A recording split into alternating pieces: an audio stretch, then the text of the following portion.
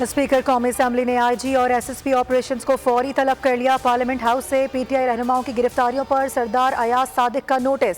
कहा, कल रात जो पार्लियामेंट पर हुआ उसे तीसरा हमला समझता हूं, इस पर खामोश नहीं रहा जा सकता। कल के वाक़े की तमाम फुटेज तलब की गई हैं। मामले को संजीदगी से देखेंगे। हकाइक और फुटेज देखने के बाद एक्शन भी लिया जाएगा।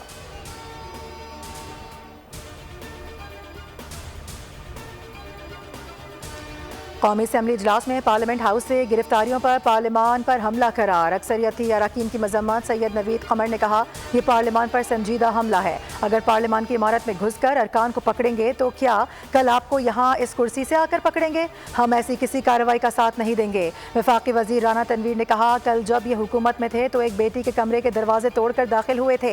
यही थे जो आइन के आर्टिकल 5 के तहत मुल्की आइन को रोंद रहे थे। आज पार्लियामान की बातें सबको याद आ रही हैं। मुस्तफ़ा कमाल ने इजहार ख्याल करते हुए कहा, एमएनएज और ऐवान मोतबर है, कल के वाक़े की कोई तायद नहीं की जा सकती। आज़म नज़ीर तारड़ ने कहा, कल जो कुछ हुआ इसकी वजह तलाश करना होगी। जहर बेचेंगे तो निकलने वाले फूल भी जहरीले होंगे। जहां ज्यादती होगी गलती मानेंगे और दुरुस्त भी करेंगे।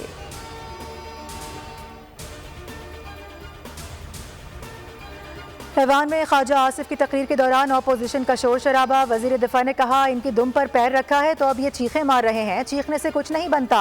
अली मोहम्मद खान, आप ये ड्रामे ना करें। मुझ पर जिस काबीना ने आर्टिकल 6 लगाया, अली मोहम्मद खान भी उसका हिस्सा थे। कल का वाकया पुराने वाकयात का ही सिलसिला है। जब कहेंगे खान नहीं तो पाकिस्तान नहीं तो उसका ऐसा ही रिएक्शन आएगा। ये सियासी डीएनए का नुक्स है। उन्होंने ज़मीर बेच दिए हैं। 9 मई को मुल्क भर में हमलों के लिए फौजी अहदाफ चुने गए।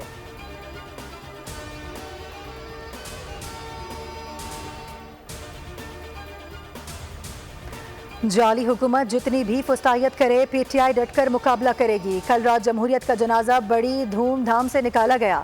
खैबर पख्तूनख्वा के मुशीर इत्तलात बैरिस्टर सैफ कहते हैं, पार्लियामेंट पर शब खून मारकर बेतौकीरी की गई। एक जलसे की कामयाबी से बदहवासी का ये आलम है।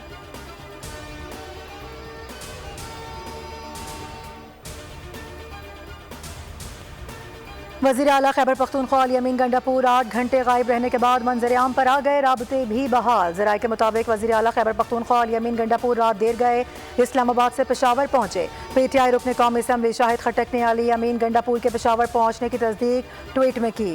इस्लामाबाद इंतजामिया के अहकामात से रूगर्दानी पर पुलिस का एक्शन। वज़ीर आला खैबर पख्तूनख्वा यमीन गंडापुर के खिलाफ मुकदमा दर्ज कर लिया गया।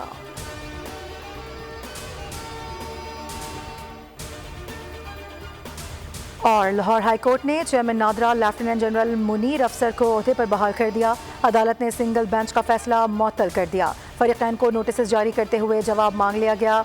लाहौर हाई कोर्ट के जस्टिस चौधरी मोहम्मद इकबाल की सरबराही में 2 रुकनी बेंच ने समाअत की।